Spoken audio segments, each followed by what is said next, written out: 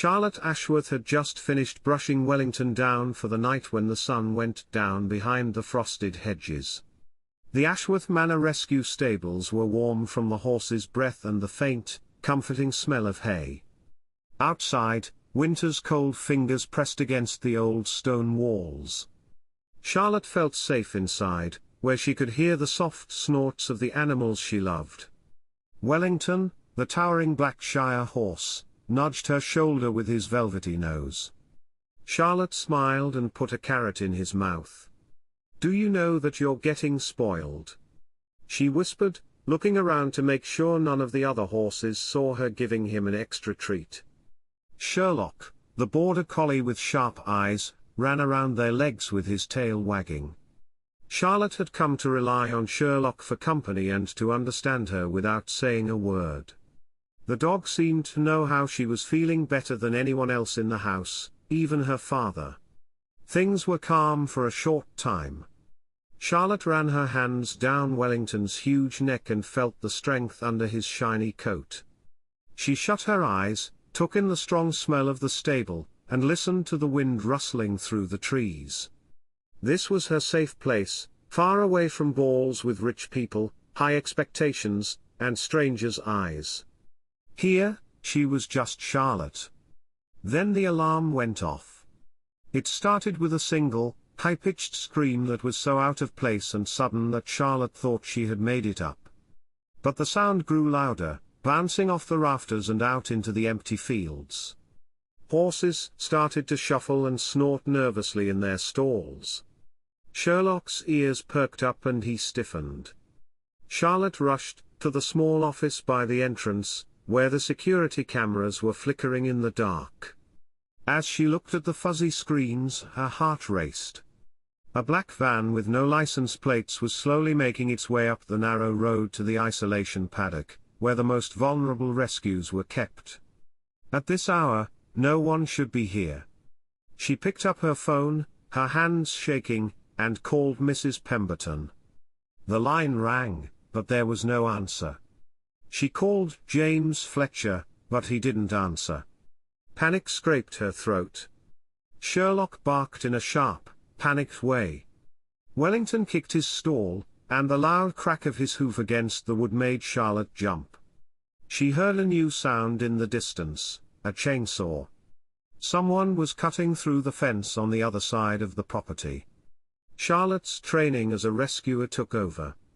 She put her phone in her jacket pocket, turned on Instagram Live, and whispered, "If anyone is watching, please call the police. There's an intruder at Ashworth Rescue." Her voice shook, but she kept the camera steady as she walked toward the back exit. She kept the live stream going while she went outside into the cold. Her breath made white clouds in the air. The darkness felt thicker and the silence felt deeper tonight. As she crept along the barn's shadows, her boots crunched on the frozen ground. Suddenly, headlights flashed across the field, blinding her. She ducked behind a hay bale, her heart racing. She heard men talking in a rough, impatient way. "Get going. We don't have all night, get the big one first." A voice yelled. She knew that accent. Victor Blackwood. Her father had once called him the lowest kind of scum, a man who thought of horses as money instead of living things. Wellington was in trouble. Charlotte moved closer to get a better view for her phone. She could see Victor's unmistakable shape in the dim light of a flashlight, tall, broad-shouldered, and with a scar down his jaw. 3 men in black jackets pulled the gate open. One had a cattle prod. Another person lifted a chain. Sherlock barked loudly and ran straight at the men. Charlotte tried to grab him by the collar, but he slipped out of her grip and ran into the darkness. She bit her lip to keep from crying out. She couldn't let anyone know. Sherlock was hit with the chain by one of the men. The dog dodged and bit their heels, giving them a few extra seconds. "Get that damn dog!" Victor yelled. Wellington stood up, his eyes wide and wild, and his hooves cut through the air. The guys weren't sure what to do. The Shire horse looked like a mythical creature in the moonlight, with its nostrils flaring and muscles tense with rage. Charlotte's thoughts raced. She would never forgive herself if they took Wellington. "Please, someone, help," she whispered to her phone before ducking down. A loud crash, the side fence fell down. Sherlock, in a brave and desperate move, ran between the men and Charlotte, growling. One of the men lunged and grabbed Sherlock by the neck. The dog yelped and bit the man's sleeve. "Let him go," Charlotte cried, unable to stay hidden any longer. Victor turned around and looked straight at her. "Well, well. The girl from Ashworth. Brave or dumb?" he said with a sneer. He gave a signal. One of the men took Charlotte by the arm. Wellington burst out of his stall and knocked down a fence rail with all his strength. Charlotte felt the man tighten his grip. For a moment, time stopped. The world got smaller as Sherlock cried, Wellington snorted angrily, and Victor smiled coldly and triumphantly.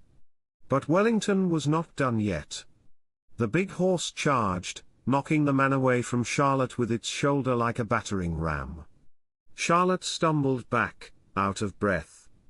"Forget the horse, get the dog," Victor yelled. The men pushed Sherlock into the back of the van before she could do anything. The door slammed shut. The engine roared to life, and the tires spit gravel. Charlotte ran, but it was too late. The van disappeared into the night, its taillights glowing like eyes of a demon. Sherlock was no longer there. She fell to her knees in the icy mud, and the shock made her chest hurt. Wellington made a soft noise and nudged her shoulder.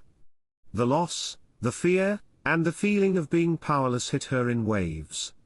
Charlotte wished for the first time that she was someone else, someone stronger, braver, and able to stop monsters like Victor Blackwood. But Wellington stood next to her, head down, and breathed warm air on her cheek. She looked up at the horse, the empty road, and the manor far away where her family was sleeping without knowing. She wiped her tears and set her jaw. "I'll get him back," she said softly. "Whatever." It was still early in the night. And Charlotte Ashworth wouldn't give in. Charlotte got up slowly, feeling numb from the cold and the chaos. Wellington stood next to her, his huge body shaking with nervous energy. The alarm's high-pitched sound still echoed through the dark stable yard, and the manor house's windows started to flicker. The other horses whinnied and kicked in their stalls, sensing the fear and tension. A chorus of unrest grew beneath the old timbers. Charlotte's hands shook as she pulled out her phone and dialed Mrs. Pemberton's number again. "Charlotte, what is it? What's happened?" A sleepy voice answered this time. Charlotte whispered, "They took Sherlock," her voice breaking. "Victor Blackwood is back, and he tried to take Wellington. They grabbed Sherlock instead of me when he tried to help me. Mrs. Pemberton, he's gone. They drove him away in a van." For a moment, everyone was speechless. Then Mrs. Pemberton's military side came out. "Stay where you are. I'll call James and let the police know. Close the barn doors. We'll be right there." Charlotte, on the other hand, wasn't paying attention, her mind was racing. She remembered something. The collar on Sherlock. Before Christmas, Mrs. Pemberton helped her set up air tags for the rescue animals that were most likely to get lost or stolen. She quickly grabbed her phone and opened the Find My app. There it is, a small blue dot moving slowly away from the property, and to the northwest. She was so relieved that she almost cried. "I can track him," she said, mostly to herself. "I know where they're going." At that moment, Wellington threw his head back and pawed at the frozen ground. His breath came in quick bursts, and his eyes darted toward the darkness beyond the fences, as if he could sense Sherlock's fear. Charlotte ran her fingers over his thick neck. "It's okay, boy. We're not letting them get away." The tires on Mrs. Pemberton's old Land Rover screeched to a stop on the driveway, and the headlights lit up the night. James Fletcher got out, still buttoning his coat, and looked serious. "What's going on? What do you want?" he asked. Charlotte showed them the signal from the air tag. James nodded. "Good girl. That's our lead." "Police are on their way," Mrs. Pemberton said, looking out at the horizon. "But they'll need a warrant before they break into any property. Blackwood isn't dumb. We have to move quickly but carefully." Charlotte's mind was already racing ahead. She knew the story was bigger than just Sherlock because Victor Blackwood never did anything for just one animal. He had a reason to be here tonight. Her heart raced. She said, "We have to go after them now. We can't wait for the paperwork. Sherlock might be in trouble." James said in a low voice, "We're not breaking up. We're all in this together. We fit together. But we need proof, otherwise, we could lose everything if the police catch us breaking the law." Charlotte nodded. She quickly put up a post on TikTok and Instagram that said, "A gang stole my dog Sherlock from Ashworth Rescue. Please pass this on." She added a screenshot of the AirTag tracker and asked anyone nearby to check their security cameras. Within minutes, her notifications went crazy. Hundreds of people shared her post, which flooded local animal rescue and community groups. People in nearby towns started to see a black van with no license plates. Some people offered to look at their own camera footage, while others offered to help and support. A viral trend was growing, and Charlotte never thought it would happen. Wellington snorted impatiently inside the barn, as if to tell them to hurry. Charlotte took him outside and easily swung into the saddle. The big horse shook under her, but he was ready. She told James, who was already getting into the Land Rover, "We'll follow the tracker." Before getting into the passenger seat, Mrs. Pemberton checked her emergency kit and put it under her arm. The convoy left, with headlights cutting through the dark and wheels spinning on icy gravel. Charlotte led Wellington along the road, cutting through hedgerows and fields. She followed the blue dot on her phone as it got closer to the Forest of Dean's border. It was so cold outside that her breath hurt her lungs, but she kept going because of the adrenaline. Charlotte's phone was flooded with messages. "I saw the van heading toward the old mill road. Look at the old farm by the woods. My neighbor's camera saw something moving near the east lane." Charlotte told James and Mrs. Pemberton these updates, and they planned their route accordingly. All of a sudden, the blue dots stopped moving. Charlotte looked at the screen, her heart full of hope and fear. Sherlock's signal now came from a faraway place deep in the Forest of Dean, which is known for its tangled woods, falling apart farmhouses, and darkness that hid secrets. James said, "They seem to be hiding out at the old Ratcliffe property. Great place for Blackwood's type of business. Away from the main road, with lots of outbuildings, it's easy to hide animals." Charlotte stopped Wellington as they got close to the edge of the woods and listened. The quiet closed in on them. The Land Rover was parked a few yards behind with its headlights off. The world was tense and breathless, as if the wind had stopped. Charlotte looked up at the sky, which was dark and had only a few stars. She was shaking, but it wasn't because she was cold. Yes, she was scared, but she was also angry. Sherlock was her best friend. Wellington was her family. She wouldn't let anyone take them without a fight. James talked in a low voice. "We need to check out the area, and see what we're up against. If Blackwood is running a full operation out here, it's not just Sherlock who's in danger. There could be a lot of animals stuck." Charlotte took out her phone and opened the app for the drone camera. She had brought a small drone to look over the property. She had learned how to use it by watching rescue operations online. She started it up, her hands steady now, and her fear turned into action.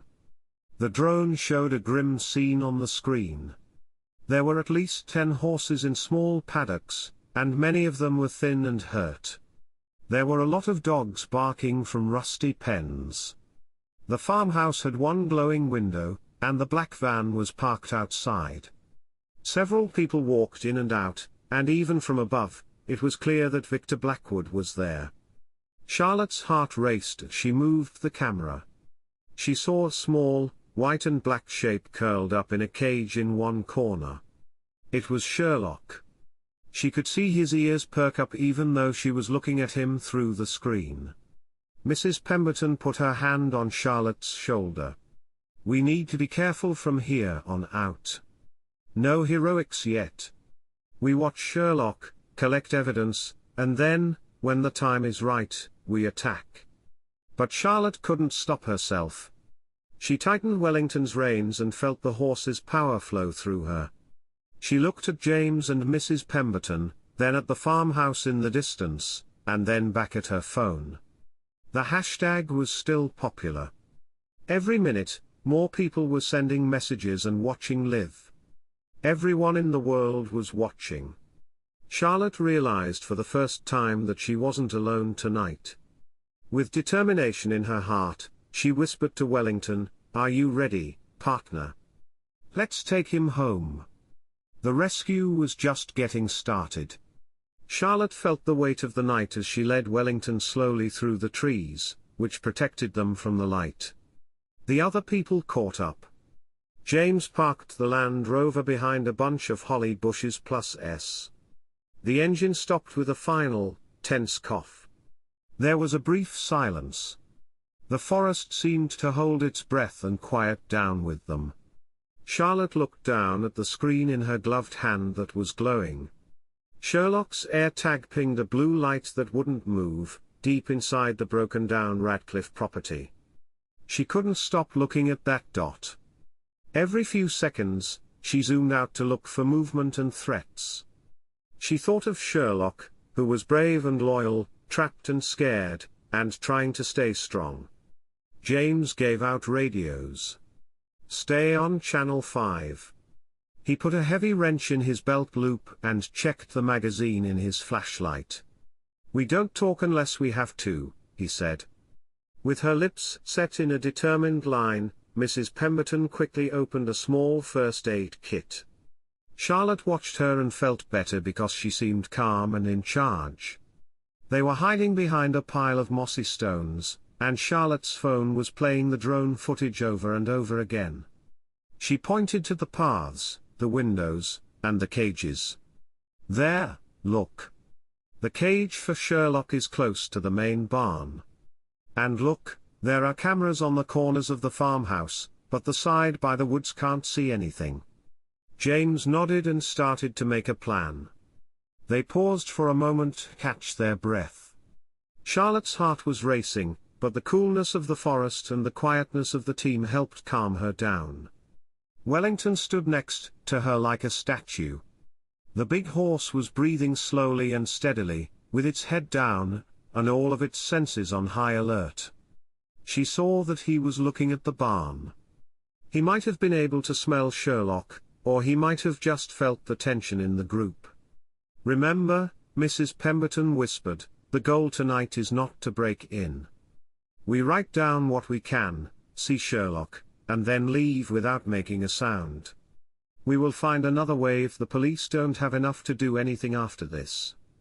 But no mistakes tonight." Charlotte nodded. All she wanted to do was run straight to Sherlock and break every lock with her bare hands. But she knew she would be useless if she got caught, or worse, if she led Victor to Sherlock out of desperation. She thought of Wellington's story, which took the place of the fear that might have grown. She thought back to the first day they brought him home. He was a grand champion who had been hurt and left by his old owner. He was standing in the freezing rain with no one to care for him. Charlotte's soft voice got him out of his stall, her gentle hands untangled his mane, and her promise that he would never be left behind again. Sherlock had scars as well. He had been a police dog, which made him a hero in his own way, but the city had broken him. A failed raid, a flash of gunfire, and the loss of a partner. He wouldn't let anyone else near him but Wellington and Charlotte. He had been hiding in corners for weeks, but the horse and the girl slowly brought him back out into the world. Charlotte put her forehead against Wellington's cheek, and the horse's warmth made her feel safe. She whispered, "We're going to get him back, big guy. Nobody gets left behind." Mrs. Pemberton gave Charlotte a small body camera that was hard to see. "For you. And this," she pressed a thin earpiece into Charlotte's hand, "so we can help you if you get lost." Charlotte put the camera in her jacket, and nodded. James clipped a GoPro to his vest and made a face as he fixed it. "Let's go." They slipped through the trees, and Wellington moved with a slow, careful gait that Charlotte found strange because it was so quiet. All those long nights of training with him, the obstacle courses, and the games of hide and seek, they had been getting ready for this without even knowing it. As they got closer to the clearing, the smell hit her, fear, trash, and the sharp smell of neglect. The moonlight shone on the metal cages and barbed wire. There were a lot of dogs here, and their eyes shone from the dark. Horses, too, were thin and haunted, moving around behind fences that were falling down. Charlotte swallowed hard and tried not to get angry. She could see Victor Blackwood through the barn window as he paced and yelled orders into a phone. Her fingers wanted to start recording. James touched her shoulder. "I'll look around the edge for more cameras. Margaret, put up the east fence. Charlotte, don't move in until I tell you to. And keep your phone close by, we might need to stream live if things go wrong." Charlotte crouched down in the bushes and stared at Sherlock's cage. The border collie was curled up tight, but as she watched, he raised his head and twitched his nose.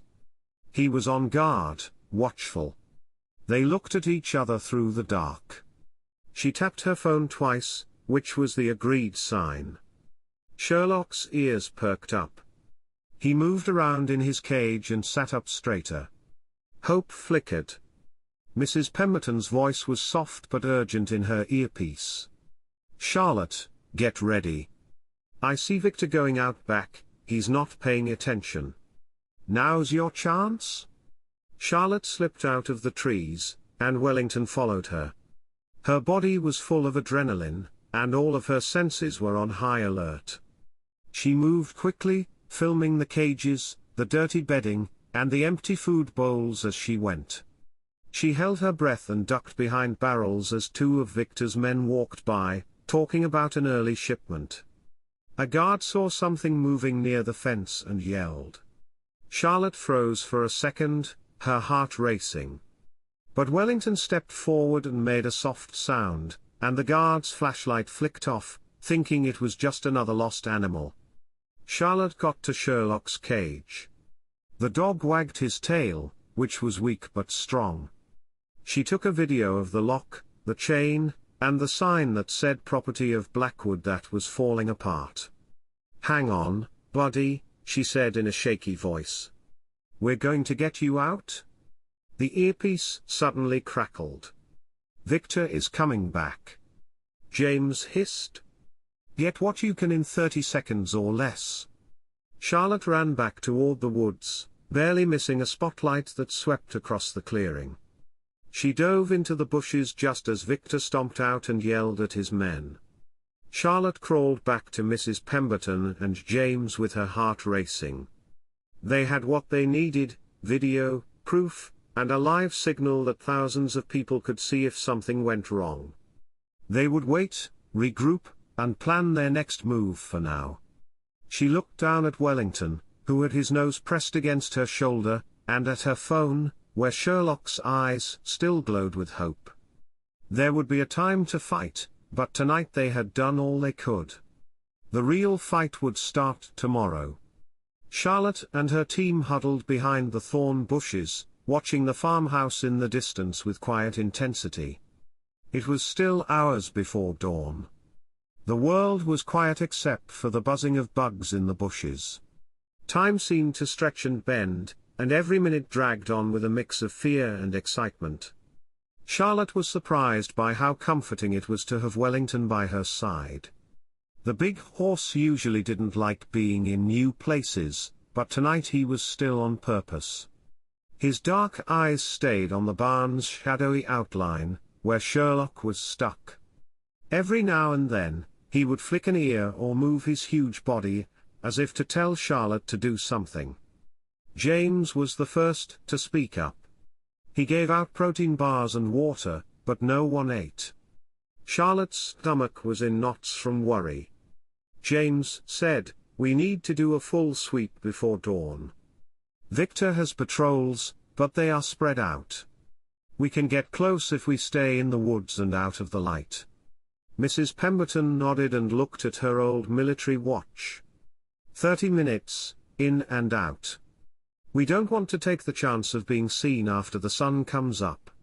Charlotte put the radio earpiece in her ear and looked at the small camera on her lapel.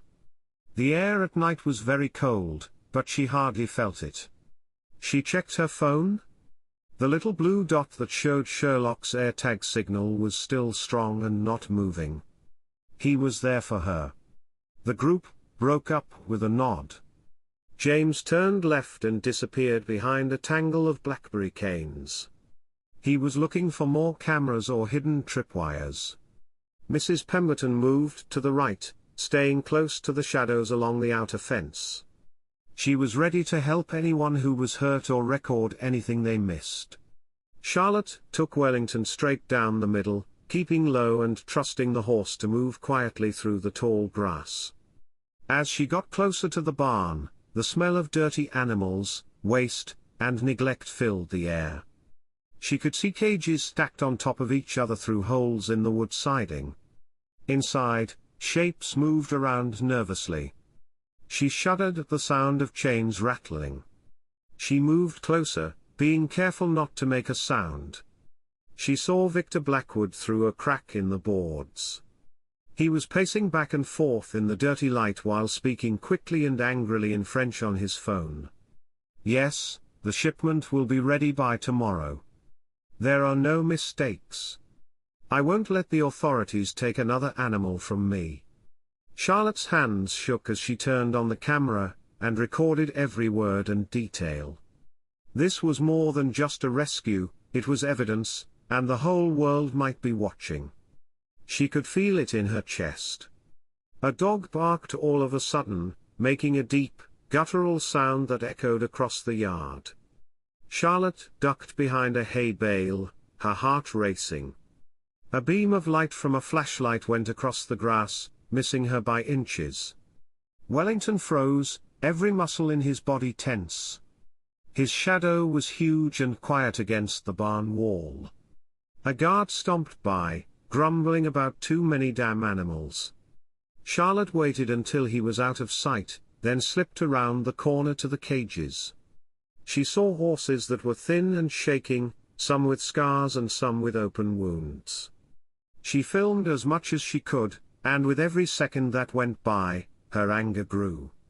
Finally, she saw Sherlock. He was curled up tightly in a small, rusty cage with one paw over his nose to protect it. His eyes met hers, alert, defiant, and hopeful, despite the dirt on his fur.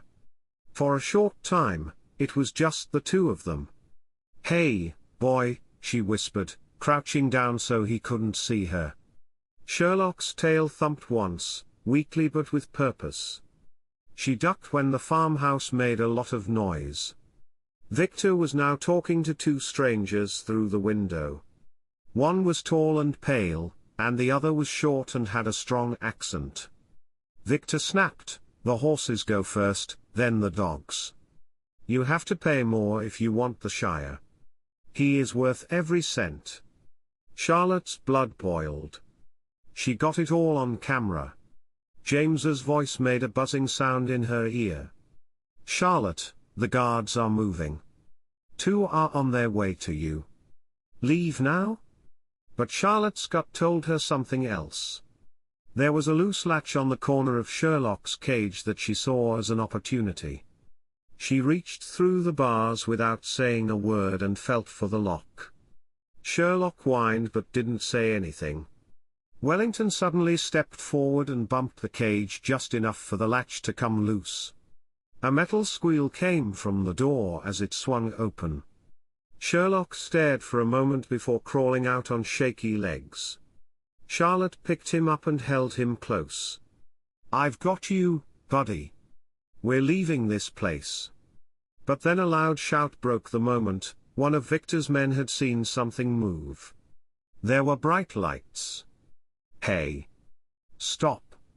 Charlotte ran away, and Sherlock pressed her chest while Wellington ran next to her. Shots rang out as a warning, but they were still deadly. Adrenaline rushed through me. She ran for the trees, and the branches ripped at her jacket as she ran. Her breath came in short bursts. James came out of the shadows and waved them on. Mrs. Pemberton stood next to them and led them to the waiting Land Rover. Wellington, wild and beautiful, kicked up a storm behind them that blew away the men who dared to chase after. They got to the car in a flash. James pulled the back door open and yelled, "Get in." Charlotte fell inside with Sherlock in her arms, limp but alive. Mrs. Pemberton slammed the door shut. Wellington went around the clearing, ready to follow when he got the signal.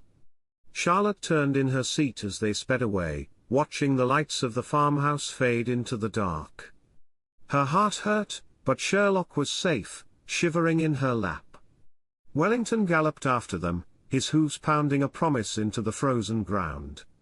Charlotte, on the other hand, knew it wasn't over. Victor's angry scream echoed behind them. The fight for Ashworth Manor and all the innocent animals stuck there was just getting started. The ride back to Ashworth Manor was a blur of cold air, bouncing headlights, and racing thoughts. Charlotte held Sherlock in her arms and stroked his fur to check for injuries. He whined softly. Mrs. Pemberton held her hands steady as she looked at Sherlock's paws and ribs in the light of her phone. Wellington ran behind the Land Rover for half a mile before James slowed down to let him catch up. Then he jogged next to it with amazing discipline. The big horse would not be left behind, even when he was tired. When they finally got through the iron gates, dawn was just starting to break over the pale and grey hills of the Cotswolds. Everyone on the team looked tired and hollow-eyed, but there was a spark of victory between them. At least for now, Sherlock was safe. But Charlotte's heart was still racing with worry. She said, "He won't let this go," her voice hoarse. "Victor saw us. He knows us. He'll come after us or move everything before the police can do anything." James was already taking out maps and putting them on the kitchen table. "That's why we can't wait. We hit them tonight. We have proof, we know how they work, and now Sherlock is back to help us. This is more than just our horse or dog. There are a lot of animals there, and God knows how many more will come through if we don't close it down." Charlotte nodded, forgetting how tired she was. Sherlock lay on the rug by her feet, watching her every move. His tail thumped when she looked at him. Wellington walked around outside the window, where the early light made his shadow a dark, comforting presence. Mrs. Pemberton looked through her contacts. "We need help. Not just the police. By the time they get their paperwork in order, Blackwood could be gone. But if we use social media, we can call in every animal lover, every rescue group, and everyone else who cares about these animals." Charlotte's thoughts were already racing ahead. She opened her phone and started a new live stream. "Victor Blackwood and his gang stole my dog Sherlock last night.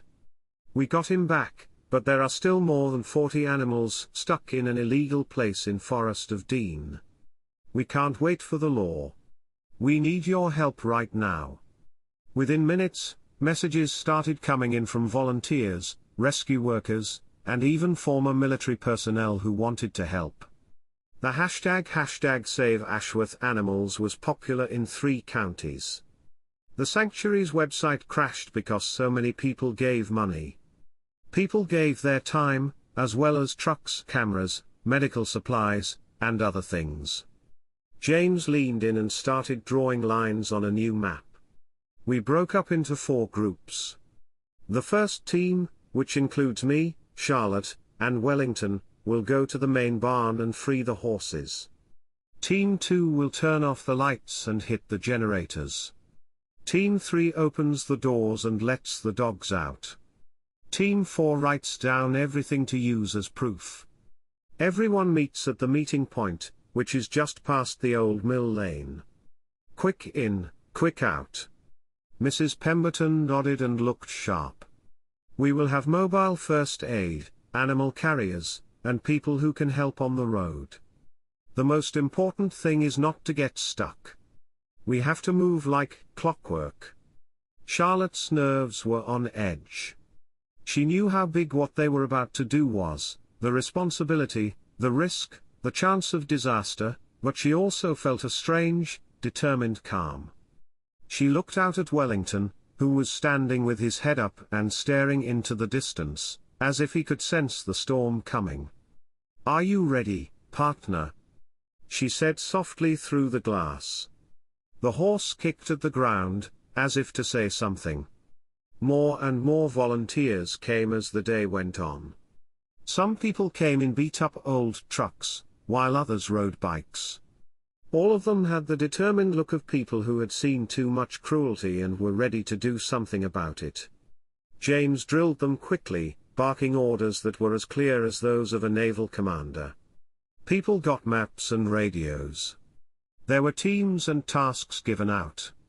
Someone made badges, so that people wouldn't get lost in the chaos. People were taping up animal carriers, stacking water bottles, and checking flashlights and cameras all around Charlotte, who was in the middle of it all. Sherlock had a new harness with a bright tracker and a GoPro on it. Mrs. Pemberton put together a trauma kit that was bigger than a toolbox. By the middle of the afternoon, the manor was tense like a drumbeat. Charlotte ate a quick sandwich but didn't taste it. She looked over her gear again and again, body cam, drone, earpiece, phone battery, and backup charger. She couldn't sit still. James came in from a call around 5 p.m. His face was pale. "We just heard from a neighbor that the black van left Forest of Dean an hour ago and is on its way east. Victor is moving things up. He isn't going to wait until tomorrow." There was a sick chill in the air. Mrs. Pemberton took her bag. "That's it, then. This is the night. Let's all go," said. As the sun went down, the convoy gathered at the edge of the property. Charlotte swung into the saddle of Wellington, her boots tight in the stirrups. She turned around and looked at the crowd. There were more than 100 people there, men and women, teens and seniors, all of them strangers who were angry and hopeful. James said, "Stay on the radio," in a calm but sharp voice. "Not one hero. Either we do this together or not at all." Charlotte nodded, feeling the heartbeat of everyone behind her. Wellington snorted and stomped his feet in anger. Sherlock barked once next to her, as if to say go. They left, with Charlotte leading Wellington into the darkening night. The headlights behind them cut through the trees. Every part of her body screamed that this was dangerous, even crazy, but she also felt more alive than she ever had before. Victor was there. Guards surrounded the building, and new cameras blinked from every corner. The sick, heavy smell of fear hung in the air. But this time, Charlotte didn't feel alone. She had an army behind her, a horse and a dog by her side, and thousands of people online who were ready to help.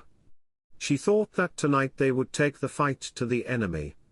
Tonight, all the animals that were stuck behind those fences would have a chance to get out. Charlotte Ashworth wasn't scared for the first time in a long time. When the rescue team got to the edge of the Forest of Dean, the sun had already set. Shadows twisted around the trees, hiding the headlights as the convoy came to a stop a safe distance from the farm. The air was full of nerves and purpose. More than 100 people stood ready, some holding radios or crates, and all ready for what would be the longest night of their lives. Charlotte's heart raced as she checked her earpiece and patted Wellington's big neck. The big horse stood still next to her, his ears twitching as if he knew a storm was coming. Sherlock, who was wearing his new harness and camera, pressed against her boot and wagged his tail with the nervous excitement that only a working dog could feel. James made everyone stand close together. His voice was low and urgent. Team 1, come with me straight to the main barn and let the horses go. Team 2, cameras and generators. Team 3, crates and kennels. Team 4, write down everything. The police are 15 minutes away, but we don't expect any help. Stay sharp, move quickly, and keep an eye on each other's backs. There was an electric charge in the air. Charlotte took a deep breath to calm down and then jumped into Wellington's saddle. She could feel the crowd's eyes on her. The number of people watching the live stream was going up by the second. She saw herself in the camera as she moved it around. Her face was covered in mud, her hair was a mess, and her eyes were full of determination. The shy, hidden girl was gone without a trace. One whistle broke the silence of the night. The teams disappeared into the dark. Charlotte led Wellington down a narrow, overgrown path along the edge of the property, avoiding security lights and moving as quietly as a horse of his size could. Sherlock walked quickly ahead, staying close to the shadows and listening for every sound. As they got closer to the barn, the air was thick with the smell of hay, dirt, and something darker, fear. The cries of animals in cages carried on the wind, begging for someone to hear them. Charlotte's determination grew stronger. She reached down and squeezed Sherlock's shoulder. Come on, boy. Team 1 rushed forward at James's signal. Charlotte and Wellington sped past the outer fence, barely slowing down when the first guard stepped out of the shadows. The man swung a flashlight at them, but Wellington stood up on his hind legs and flailed his hooves in the air. The guard dropped the light, and ran away. James was right behind them with bolt cutters. He cut through the barn lock in no time, and Charlotte pushed the doors open. Inside, it was a mess. Horses whinnied and stomped, their eyes wide with fear and their breath freezing in the cold. Sherlock ran from stall to stall, barking words of encouragement. Charlotte struggled with the stall doors, unlocking them and whispering to each scared horse. You're safe now, come on, girl, you can do it. One by one, the animals came out, unsure but desperate. Wellington was in charge, pushing the others toward the open doors. Outside, lights flashed as Victor's men realized the attack had begun. People yelled and someone fired a warning shot into the air. Charlotte's hands shook, but she kept going. She grabbed Wellington's bridle and pushed him forward. We need to go now? The radio crackled with James's voice. Team 2, turn off the lights. A few seconds later, the lights went out. As Victor cursed his men, yells came from the farmhouse. Charlotte could see the glint of guns and the changing beams of flashlights. There was chaos all around. She kept her body low and guided Wellington and the other horses through the chaos. She saw Team 3 out of the corner of her eye. Volunteers were rushing cages of barking, scared dogs toward the tree line, where more people were waiting to load them into cars. Mrs. Pemberton, whose white hair shone in the moonlight, directed the movement with military precision. Suddenly, Victor came out of the farmhouse with a gun in his hand and his voice above the noise. Stop them. Get the big horse, he's worth more than all the others put together. Charlotte's blood ran cold. She moved closer to Wellington, who stamped his feet and snorted, refusing to back down. Sherlock growled and stood between Charlotte and Victor. Victor moved forward, holding an electric prod in one hand and a gun in the other. Get away from me, girl, or your dog will die. Charlotte's heart was about to break her chest, but she stood her ground. Let them go, Victor. It's done. It felt like the whole world stopped. The animals that were scared were also quiet as they watched the fight. Victor's face twisted in rage. He hit Victor with the prod, but Wellington pushed forward, lowering his huge head and knocking Victor aside, sending the weapon flying. Sherlock saw the moment and lunged for Victor's ankle, throwing him off balance. Charlotte flinched when the gun went off, thinking she had been shot, but the bullet hit a fence post and didn't hurt anyone. James tackled Victor from behind and held him down in the mud. As the guards and volunteers fought, shouts broke out. Charlotte took the chance. Now. Take them out. Wellington led the way, pushing the other horses into the woods while Sherlock barked like crazy behind them. Charlotte looked back as more headlights came down the lane. Finally, police cars with sirens blaring. Some of Victor's men ran away, some hid in the trees, and others gave up when police officers came onto the property. The battle was won, but it was clear what the cost was: hurt animals, hurt volunteers, and most importantly, a community that had put everything on the line for those who couldn't fight for themselves. Charlotte slipped off of Wellington and fell to her knees in the mud. Sherlock pushed against her, his tail thumping weakly. People who had freed animals and rescuers hugged, cried, or just stood there in shock. She looked up at the barn. It was dark now, but it was no longer a prison. The smell of freedom filled the night air, and when the first light of dawn hit the trees, Charlotte knew that nothing would ever be the same.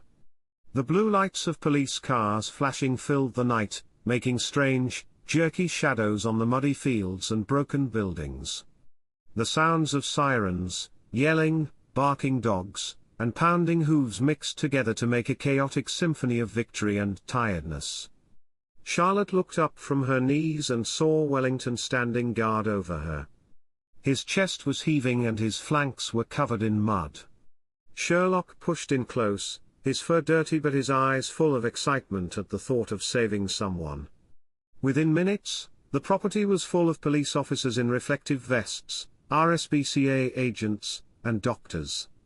The volunteers who had put everything on the line cheered as the animal control teams rushed to help the dogs and horses that were hurt the most. Many scared animals, some of whom were too weak to stand, were carefully carried to vans that were waiting. Mrs. Pemberton moved from group to group, barking orders with an authority that made it clear there would be no arguing. Blankets? We need more blankets in this area. Be careful when you move that crate, her leg is broken. James, who was covered in mud and out of breath, smiled at Charlotte as he helped carry a little terrier with a bloody paw. You did well, kid, he said, his voice full of pride. Charlotte tried to answer, but her throat was too tight with emotion. She just nodded, hugged Sherlock, and put her face in his ruff. They put Victor Blackwood in the back of a police car with his hands cuffed and his face twisted in anger. Reporters who had come because of the live stream pushed in close, their cameras flashing. Victor cursed at them, but no one paid attention. Inspector Dyer, the lead officer, stood with James and Mrs. Pemberton and looked over the video evidence on Charlotte's phone. Dyer said in a serious tone, "This is more than enough to shut down his whole business. You guys did half of our work for us." Charlotte watched as a vet looked at Wellington. The big horse had a cut on his side and a shallow scrape on his leg, but he stood tall with his eyes calm and proud. Wellington nudged Charlotte gently after the vet cleaned his wound, as if to say he was fine. Sherlock was luckier, he didn't seem to be hurt too badly, just a limp and a bleeding pad. Mrs. Pemberton wrapped his paw with skillful hands and whispered words of comfort. A line of vans and ambulances loaded up the animals that had been saved. Many of them had never felt a kind touch before, but now they were being held by soft hands and spoken to in calm voices. Charlotte saw a little boy kneel next to a grey pony that had been hurt and give it an apple. The pony sniffed and then took a small bite. People cheered. There were thousands of phones buzzing and live streams going up all around them. Charlotte's video of the fight with Victor and the freeing of the animals quickly climbed to the top of trending lists. People from all over the world sent in messages of anger, hope, and thanks. Reporters begged for comments. James got them off his back with a few quick words: "We were just doing what needed to be done. The animals that lived through this place are the real heroes." But the night was still going on. Charlotte stood at the edge of the clearing, staring at the horizon. Her heart raced and she couldn't believe what she was seeing. She had been living in the shadow of her own fears for months, not believing that she could ever make a difference. Now she saw a community, brought together by anger and kindness, break through fear and darkness. Her father got there just before dawn, running past the police lines with the look of a man who hadn't slept in days. "Charlotte!" he called, his voice shaking. She turned around, and he gave her a strong hug. She let herself be a child again for a moment, safe in his arms. Then she took a step back and looked him in the eye. "I'm not sorry," she said softly. "I had to do it." He nodded, looking proud and shaken at the same time. "You saved them all. We are proud of you." Inspector Dyer came up with a clipboard in hand. "You know, Lady Ashworth, that this investigation will take a long time. This is just the beginning for Victor Blackwood. We have found files in the farmhouse that go back years and have information about sales, buyers, and contacts in France and Spain. You might have to testify." Charlotte nodded her head. "I'll do whatever it takes." Her voice was steady. Most of the animals had been moved to safety by sunrise, and the last of the volunteers gathered around a fire to drink tea and stay warm. Mrs. Pemberton gave out mugs and then sat down next to Charlotte. She said with a sly smile, "You know, you've become quite the star. 10 million views and still going strong. You might want to start a rescue channel." Charlotte snorted because she was too tired to say anything. She saw Sherlock and Wellington sleeping next to each other, their breathing slow and deep. The faces of her friends and fellow rescuers around her were full of pride and relief. The first news vans showed up, followed by a small group of supporters and neighbors who were interested. Charlotte gave a short interview in which she spoke clearly and simply. "We couldn't wait for someone else to do something. We had to help these animals. That's all." By noon, the name Ashworth was all over social media. News organizations from London to Los Angeles called for a response. The sanctuary's inbox was full of letters and donations. The Prime Minister's office even called to say congratulations. But for Charlotte, nothing could compare to the feeling of walking through the rescued herds, petting a scared foal, talking to a rescued collie, or seeing Wellington and Sherlock together in the sun. The nightmare was over, but there was still a lot of work to do. Charlotte Ashworth knew she had found her calling as she stood in the middle of the tired, happy crowd. Nothing would ever be the same. After the raid, Ashworth Manor changed in many ways. There used to be a quiet routine, and the soft sound of well-kept stables, but now there was a constant thrum of activity, hope, and the shaky beginnings of healing. Every morning vans brought food, medical supplies, and volunteers. There were a lot of boxes of donated blankets in the barn. The sanctuary's kitchen, which was usually quiet before dawn, was always busy with teams of helpers cooking, cleaning, and sorting through piles of paperwork and rescue requests. Charlotte didn't get much sleep. Every morning, she went around the stalls and paddocks, checking for wounds and stroking manes. She also whispered words of encouragement to animals that were still afraid of being touched. Wellington had become a living legend among the new arrivals. The horses seemed to get stronger from his calm strength, and the dogs followed Sherlock around like he was a lucky charm. Sherlock used to be very scared of strangers, but now he welcomes all the gentle pats and kind words. He walked with more confidence, even though his paw was bandaged. His tail wagged as he followed Charlotte around. If she ever fell asleep in a hayloft, he would nudge her awake. When she was trying to keep up with all the social media messages coming in, he would lean against her leg quietly. The story had spread all over. Every day, TV crews lined the drive, and reporters fought for the chance to talk to Charlotte, Mrs. Pemberton, or even Wellington himself. Charlotte felt strange in front of the camera, but she spoke with confidence, always bringing attention to the animals and the people who had come together to save them.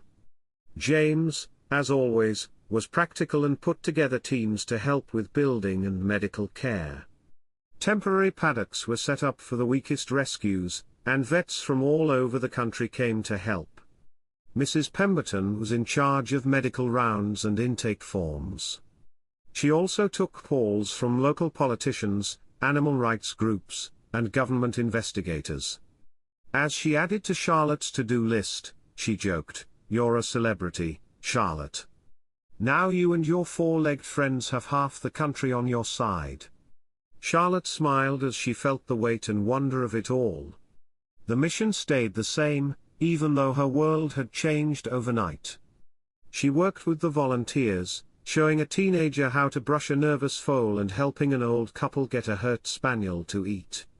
Every night, she went to the dogs' kennels, where Sherlock would slip between pens and lie quietly with the most scared puppies until they started to trust him again.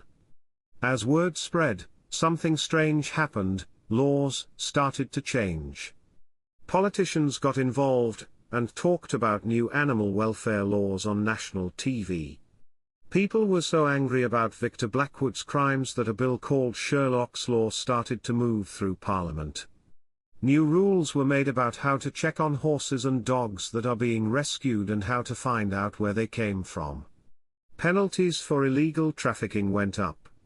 Charlotte got a letter from the Prime Minister himself thanking her for her bravery and promising to fight for better protections.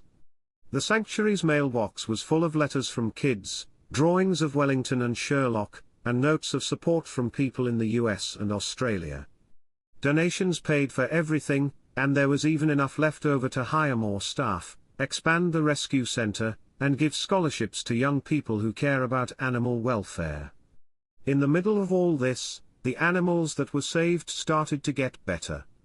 Charlotte took care of the skinniest horses, and they got bigger and their coats got shiny and smooth. The dogs that were the most scared learned to trust and have fun. Families came every day to adopt or foster. By the end of the month, all 30 dogs and 10 horses had found new homes or safe places to heal. Some, like a stubborn old sheepdog and a nervous piebald pony, stayed for good and became part of the Ashworth family with Wellington and Sherlock. Wellington and Sherlock became famous. They were on talk shows, at charity events, and even in a special segment on the BBC. Wellington, wearing a blue winner's sash, stood still for every camera flash. Sherlock, who was still a little awkward, licked every presenter and got in the way of every formal picture. At first, Charlotte was too shy to speak on stage, but she soon learned how to do it. She spoke to packed auditoriums and always reminded her audience that every act of kindness started with a single brave step. The Ashworth Manor sanctuary got stronger as the wounds healed. Charlotte also felt like she was changing. She had never wanted to be famous, but she was happy to be an advocate. She started working with schools in the area to teach kids about how to care for animals. She helped write a petition asking for even stronger laws to protect people. She even went to London to testify in Parliament. Her voice shook, but it was clear as she told the story of that scary, victorious night. When the crowds were gone and the sanctuary was quiet under the stars, Charlotte would walk through the fields with Wellington and Sherlock. They would stop at the fence every now and then and look out over the hills lit by the moon. Sherlock would press close, and Wellington's breath would be warm and steady next to her. Charlotte would close her eyes and say, "Thank you for being brave with me. For always trying."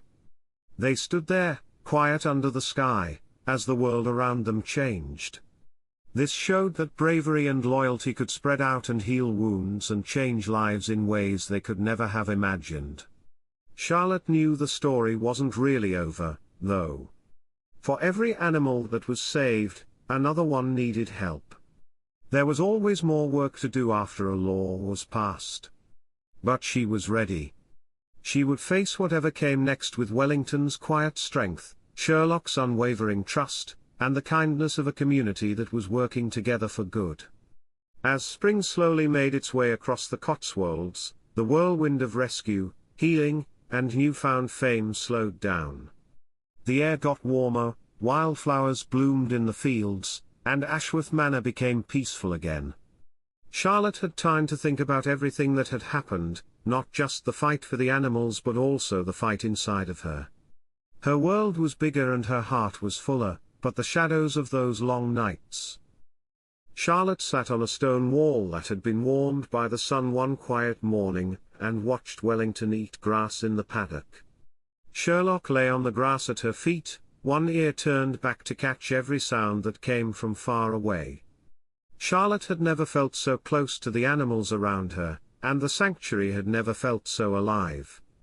But deep down, she was going over the memories, looking for meaning in the mess.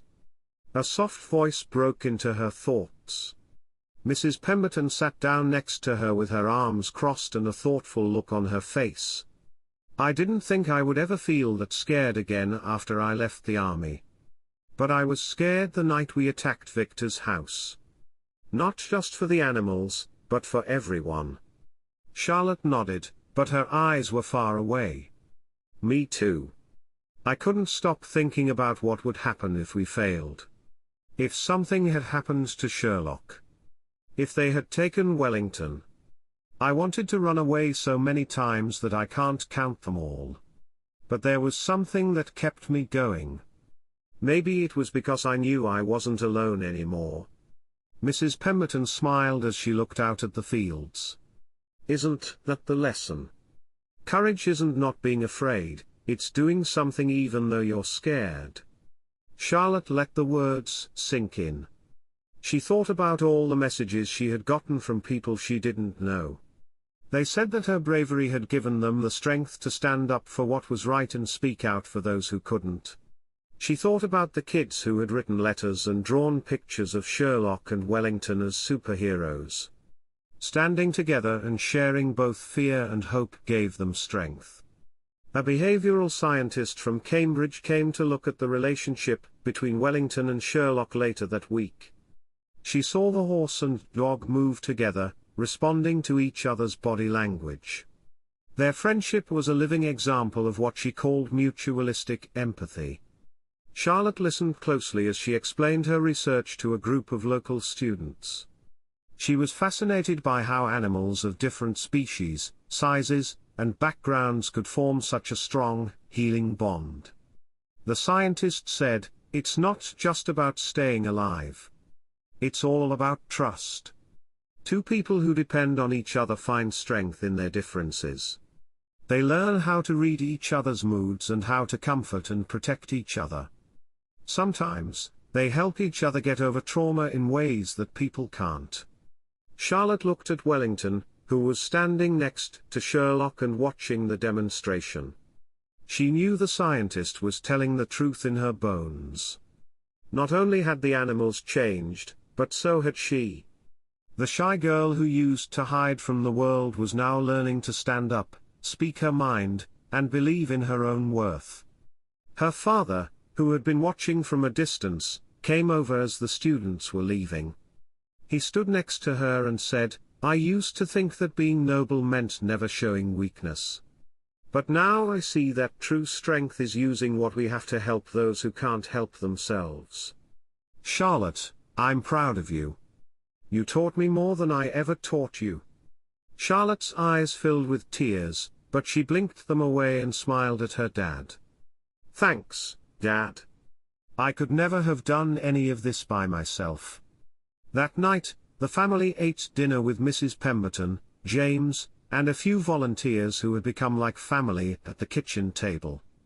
The talk turned to the future, how to keep the sanctuary growing, how to train more rescue teams, and how to keep fighting for better laws and protections.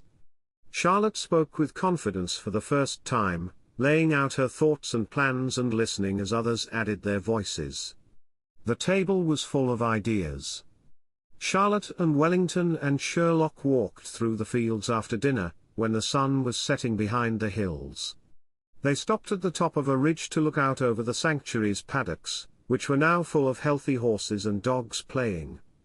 Charlotte thought about the trip, including the fear, the failure, the success, and all the other times in between. She knelt down to hug Sherlock, whose fur was warm and soft.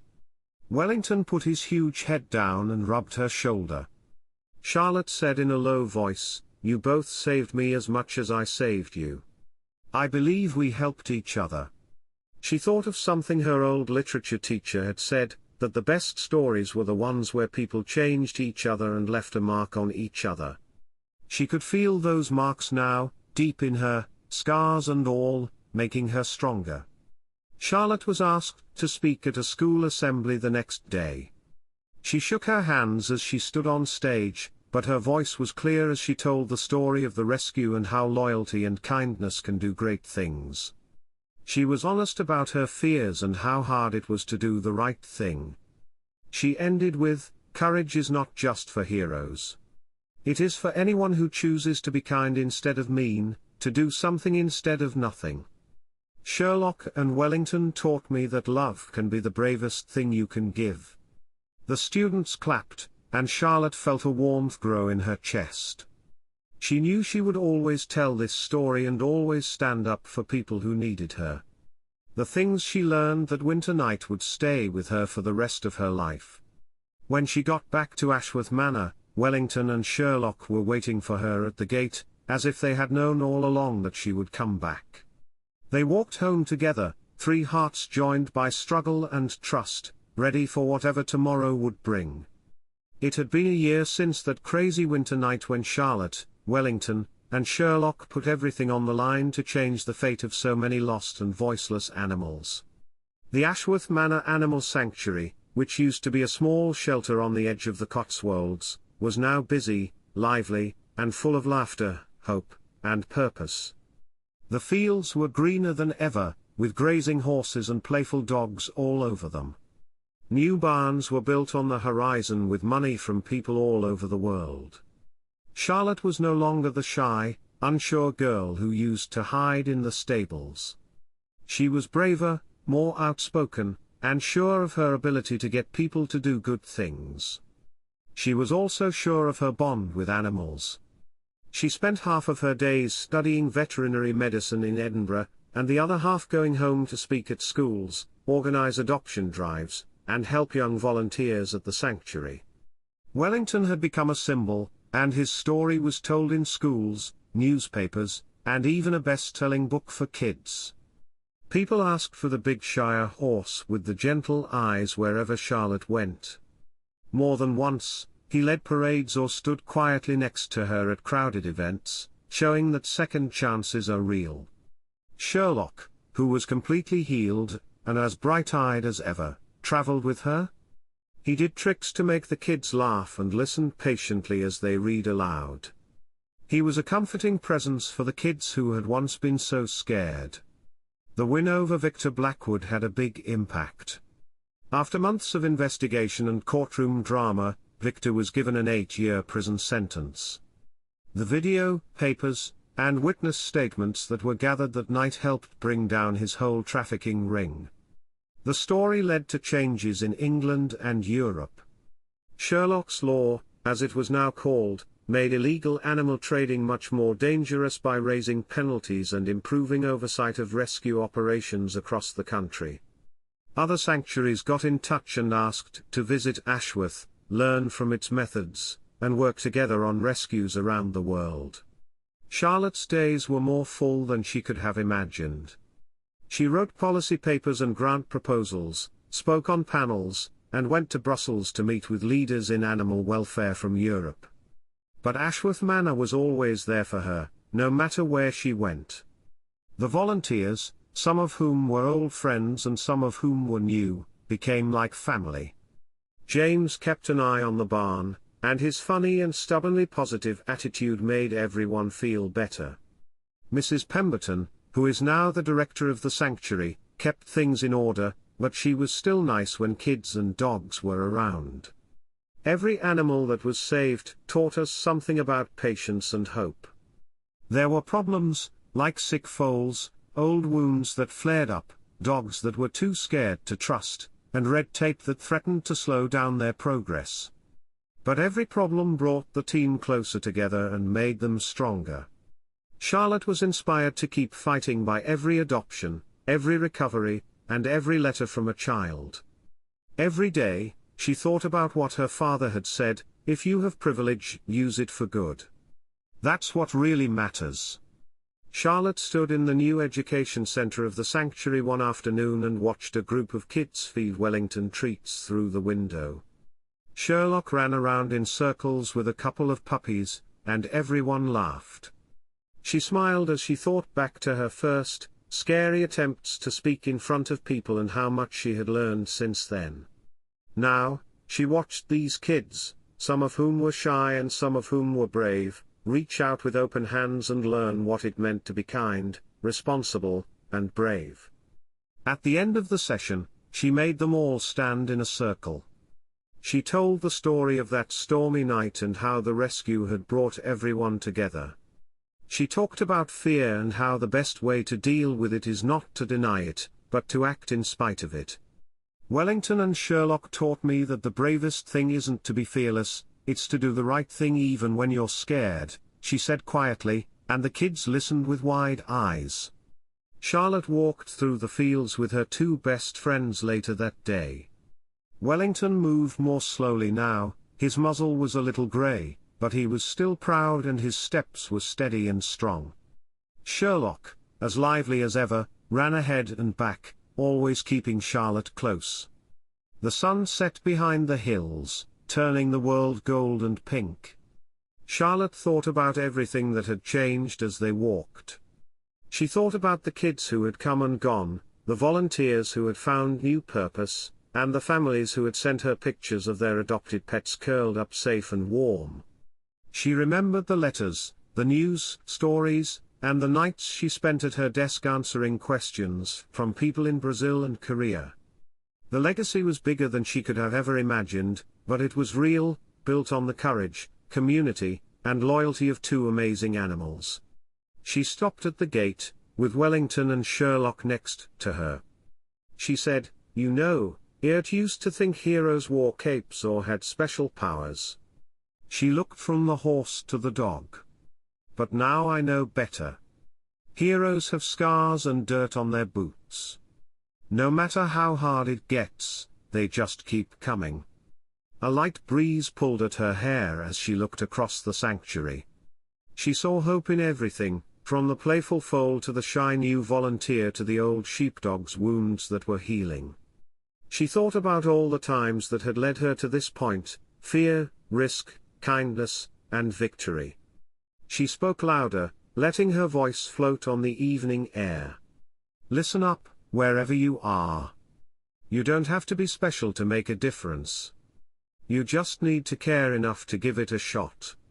Start with a little. Fight for what's right. Take care of those who need you. If enough of us believe it can, the world can change." Charlotte turned around and went home as the sun set. Wellington and Sherlock walked close together, and their shadows were long on the grass. They moved into the future with a story of love, rescue, and the promise that compassion, like bravery, will always be in style. And if their story has moved you, please tell it. Let their bravery spread. There are always more people to save, more hearts to touch, and more heroes who are ready to help you.